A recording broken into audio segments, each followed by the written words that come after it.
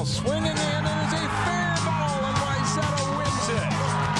Champlin Park back to state for the third straight year.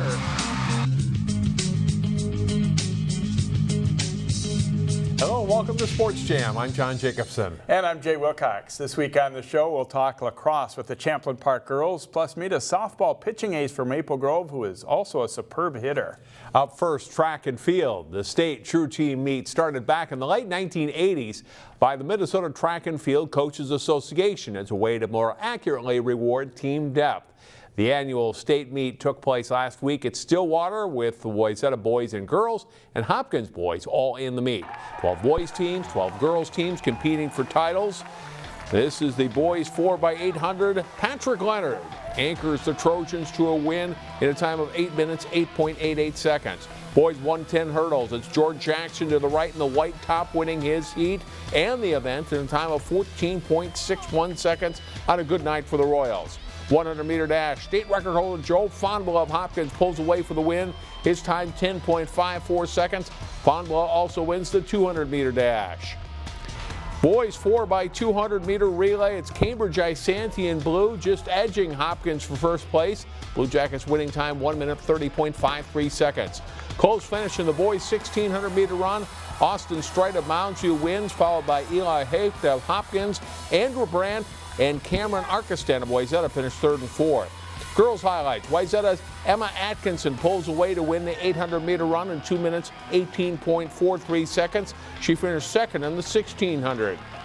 Wayzata and anchor Teresa Bowman wins this heat of the girls 4x100-meter relay in a time of 49.71 seconds and finished third overall in the event behind Stillwater and Minnetonka.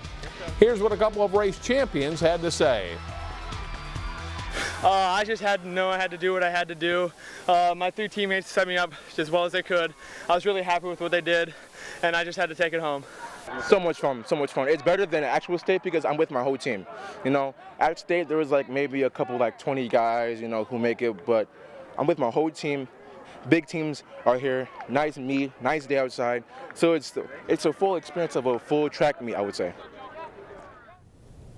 Here are the team scores from the Class 3A boys. Congratulations to Hopkins winning the state title.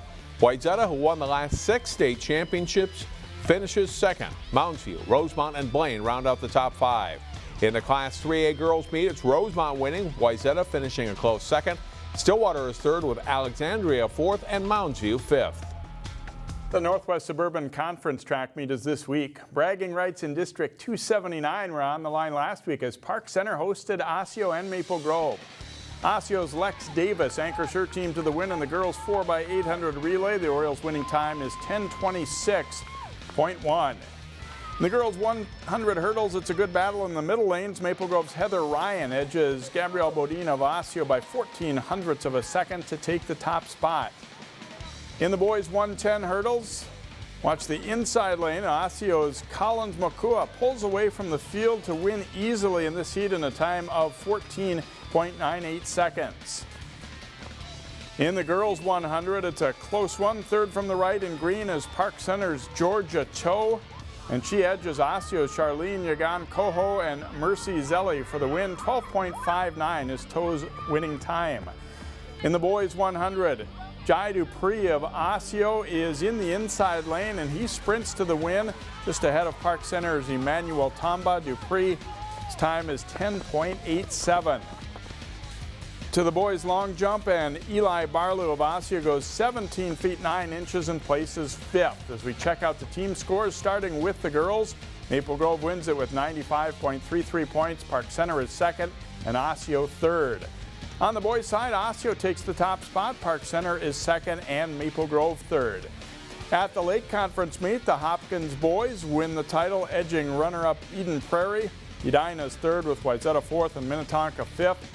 Edina wins the girls meet with Minnetonka second.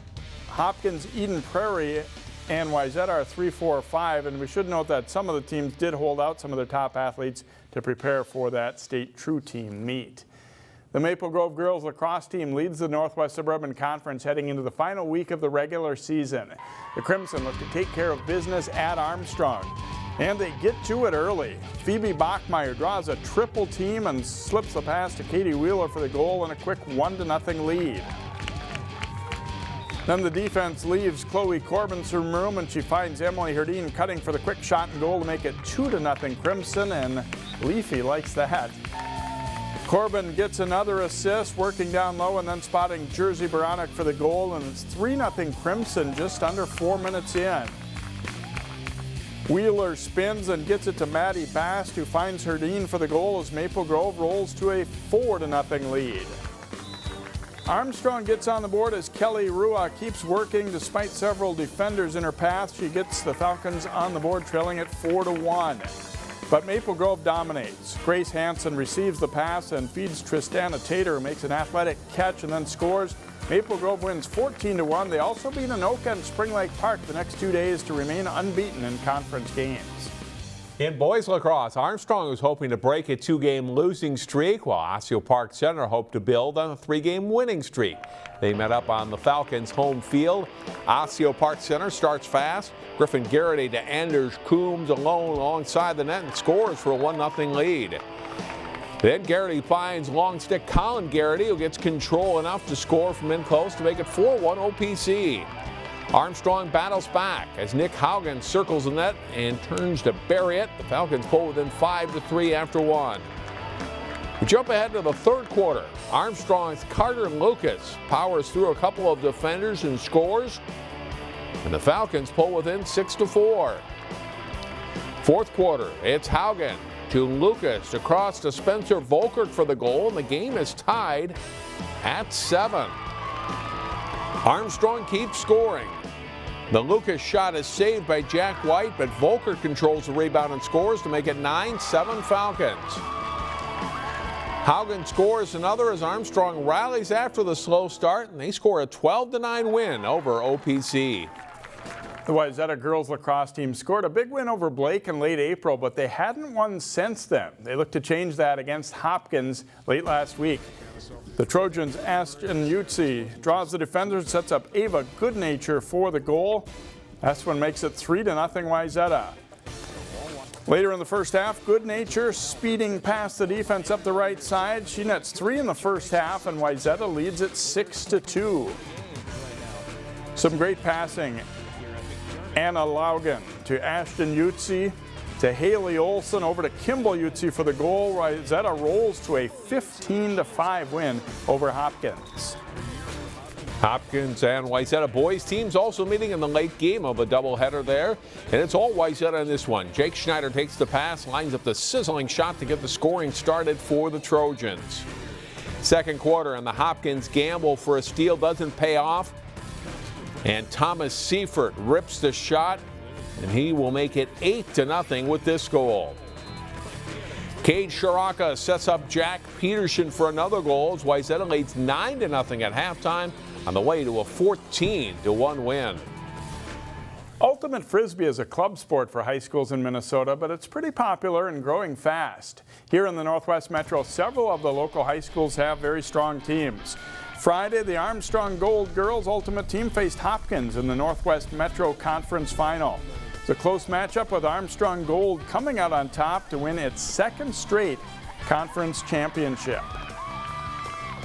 I think it's been very special for me because I've felt like it's such a family, and I've just grown to love this sport so much, and it's just like once in a lifetime experience. We've had a strong progression. A lot of these girls that are playing now have played with the team for 4 or 5 years together, and so that growing together as a team has really helped them get to the point where we've got 2 in a row. The Ultimate Frisbee State Tournament is June 1st and 2nd at the National Sports Center in Blaine. It's a sport that's been growing in popularity for years now. I know the kids who play it really love it, and it's definitely become a factor on the spring sports scene. Next on Sports Jam, a look ahead to the softball playoffs, plus baseball and adapted softball highlights. Welcome back to Sports Jam. Time to talk softball, where Maple Grove has had a pretty good season so far. The Crimson hosted Totino Grace in the Northwest Suburban game. Bottom of the second, Jade Tomaszek rips a line drive into the left field corner.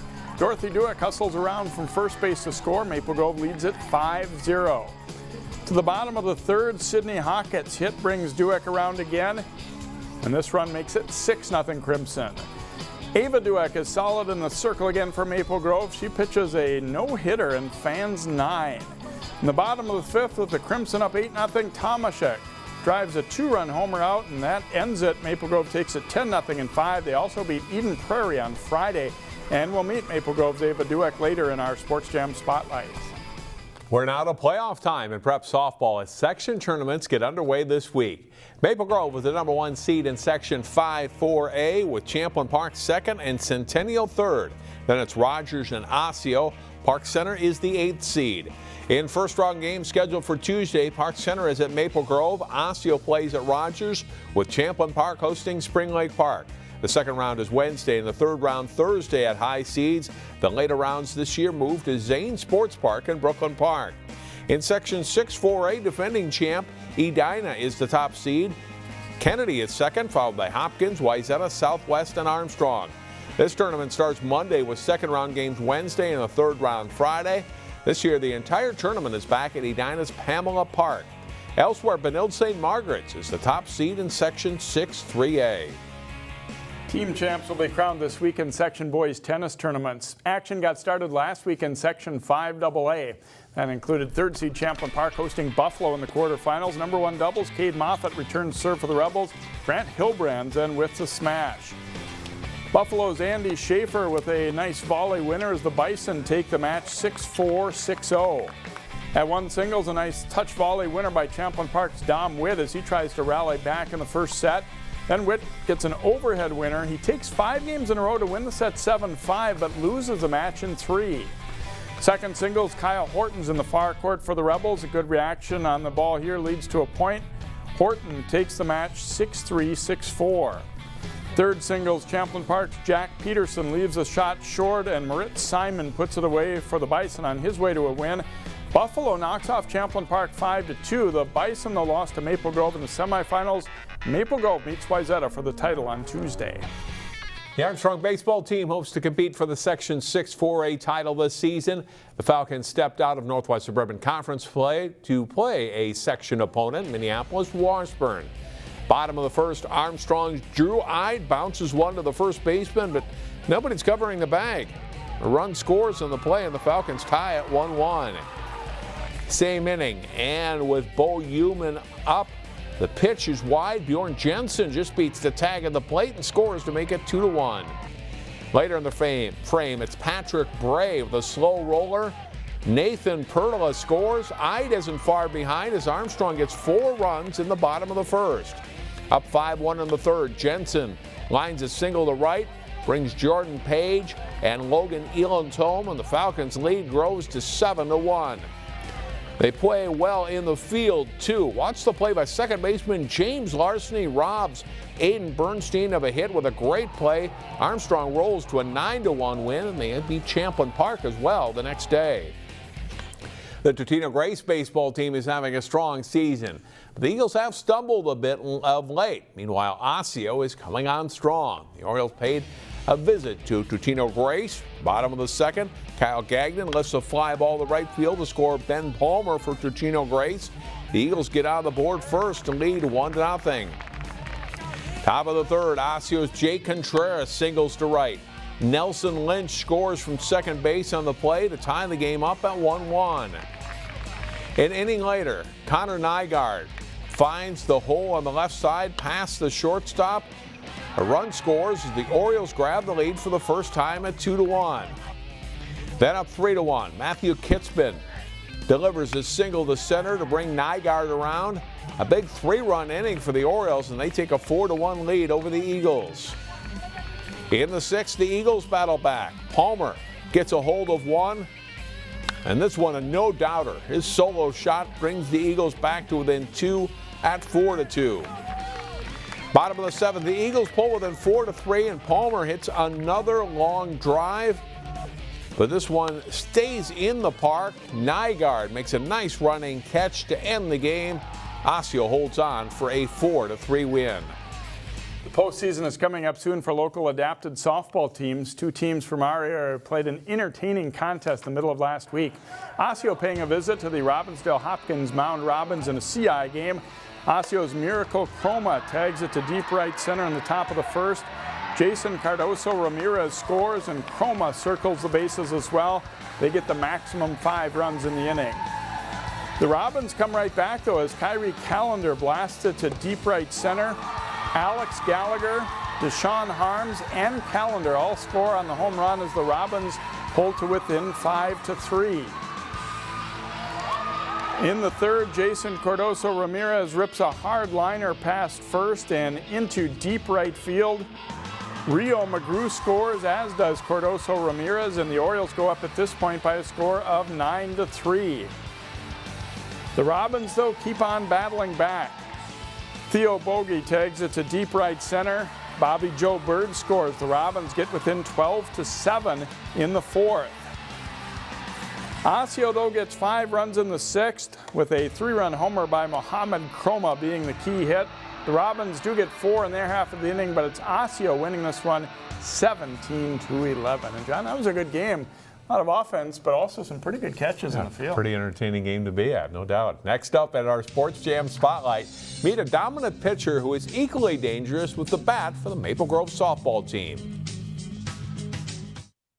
The week of April 28th, Maple Grove softball player Ava Dueck won 4 games as a pitcher, racking up 59 strikeouts.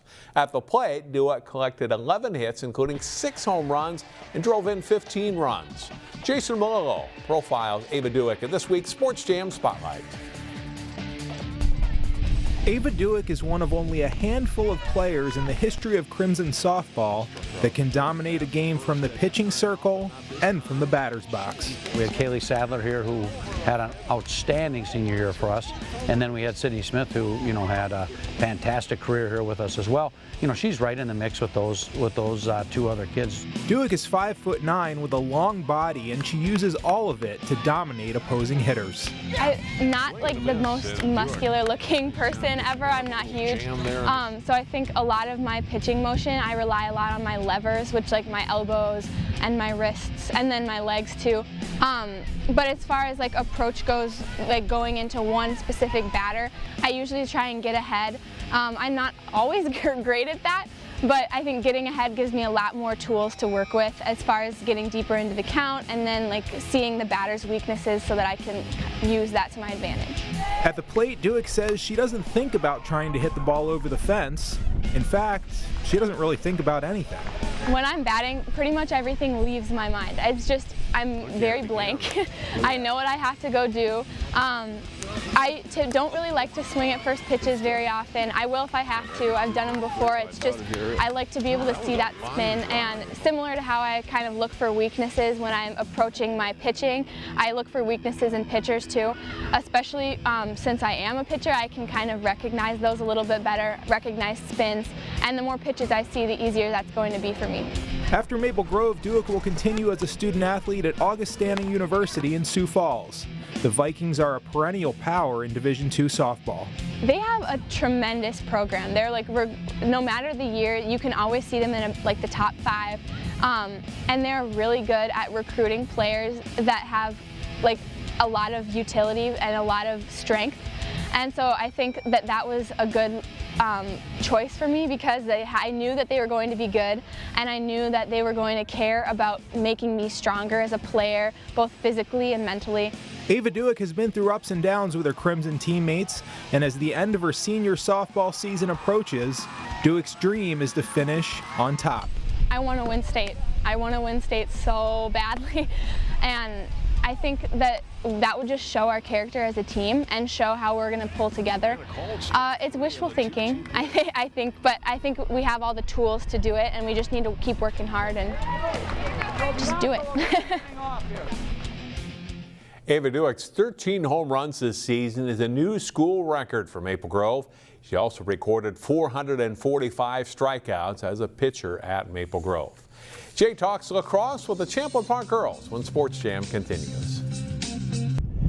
Welcome back to Sports Jam. It's been a pretty special season so far for the Champlin Park girls lacrosse team here heading into the final week of the regular season. We're joined by three of their captains and also Coach Jeff Johnson. Start with Josie Johnson. You know, this looks like it's been a pretty fun year. Are you excited about what the girls have done so far? Oh, I'm so excited. We've been playing really well as a team together, and the whole season we've been really successful, and it's just been a really great time. Is this something that when practice started you guys expected that this would be like this, or has this been maybe even, you know, a little beyond what you thought this team could do? You know, we always knew the potential of our team, and we've really capitalized on that. Got a good conference, and you've had some good wins, you know, beating Blaine, beating Centennial, and even a close loss to Maple Grove to start the year. You know, how much has that gotten you battle tested and kind of ready for the playoffs? You know, every game we just get more psyched to play the next opponent, so we just got to keep our heads up every game.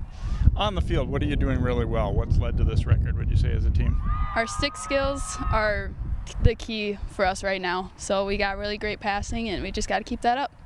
All right, thanks for joining us, and good luck in the playoffs here. Thank you. And Brooke Freeman, your team has been excellent all season long. I know you got a test against Andover, and Coach was saying that was probably something you needed. Was that a good thing? Yeah, it was. It was definitely a good thing.